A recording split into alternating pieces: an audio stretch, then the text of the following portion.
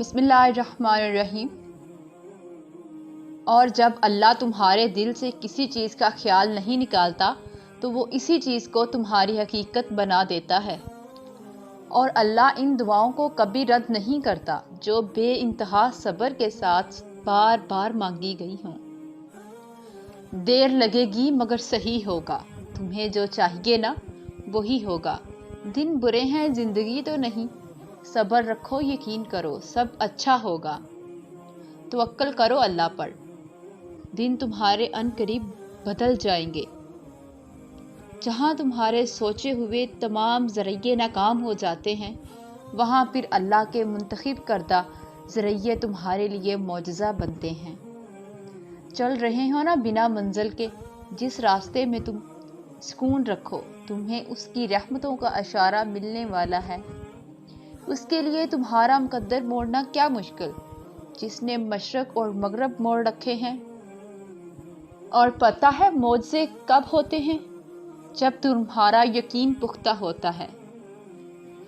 اگر اللہ نے تمہارے دل میں کسی کی چاہت ڈالی ہے اور تمہیں دعا مانگنے کی توفیق بھی دے رہا ہے، تو ہو سکتا ہے اللہ تمہاری چاہت پہ راضی ہو اور وہ بس تمہیں آزما رہا ہو۔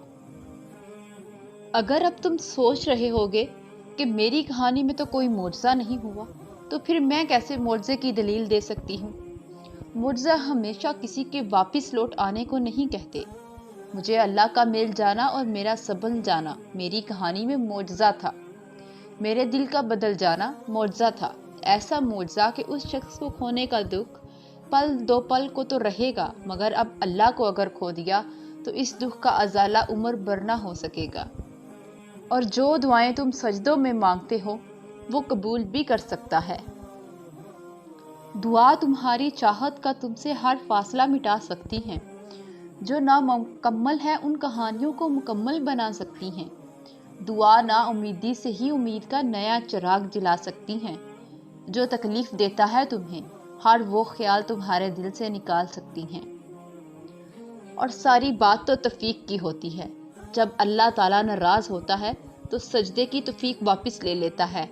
فرض نمازیں بھی ادا نہیں ہوتی، اور جب عطا کرنے پر آتا ہے تو آدھی راتوں کو جگا کر اپنے حضور کھڑا بھی کرتا ہے، سجدے کی توفیق بھی دیتا ہے، رو رو کر توبہ بھی کرواتا ہے، قبول بھی کرتا ہے، اور جو مانگا جائے وہ بھی دیتا ہے۔ اور پھر وہ تمہارے لیے معجزہ کر کے بتا دیتا ہے کہ کچھ چیزیں صرف دعا اور صبر سے ملتی ہیں۔ اور تم ان راستوں پر مت گھبراؤ جو تمہاری چاہت کے مطابق نہیں ہیں، بلکہ ان منزلوں کا انتظار کرو جن تک یہ راستے تمہیں لے جا رہے ہیں، جو تمہاری رضا کے عین مطابق ہیں۔ مقدر میں لکھے ہوئے کا ملنا ہر حال میں لازم ہوتا ہے۔ تم مایوس کیوں کھڑے ہو؟ اللہ بہت بڑا ہے۔ جب جان گئے ہو اللہ میرے ساتھ ہے تو اپنے دل کو خوف سے نکال دو۔ وہ فرماتا ہے، جب ایمان والے مجھے شدت صبر کی انتہا کو پہنچ کر پکارتے ہیں، تب میں انہیں ہر گھٹن سے آزاد کر کے ان کے دلوں کو ٹھنڈا کر دیتا ہوں۔ تو پھر یقین رکھو وہ انہی کا وسیلہ بنا دے گا جو تمہارے لیے رکاوٹ بنے ہوئے ہیں۔ وہ اگر تمہیں آزمائش میں ڈالتا ہے تو مت بھولو کہ وہ رحیم اس سے بھی زیادہ ہے۔ وہ جب تمہیں جنگ کے میدان میں لا کر کھڑا کر دیتا ہے تو طاقت بھی اتنی ہی دے دیتا ہے کہ تم پوری دنیا سے اکیلے لڑ جاؤ۔ اور اس صبر کے بعد اللہ تمہیں تمہاری چاہت سے نواز دے گا، اور اس سے بڑھ کر تمہیں عطا کیا جائے گا جو تم نے مانگ رکھا ہے۔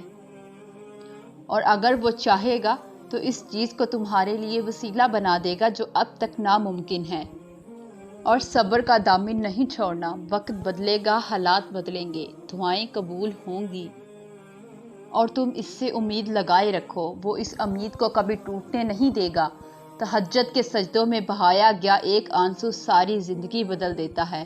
سچے دل سے مانگی گئی بس ایک دعا نصیب پلٹ دیتی ہے۔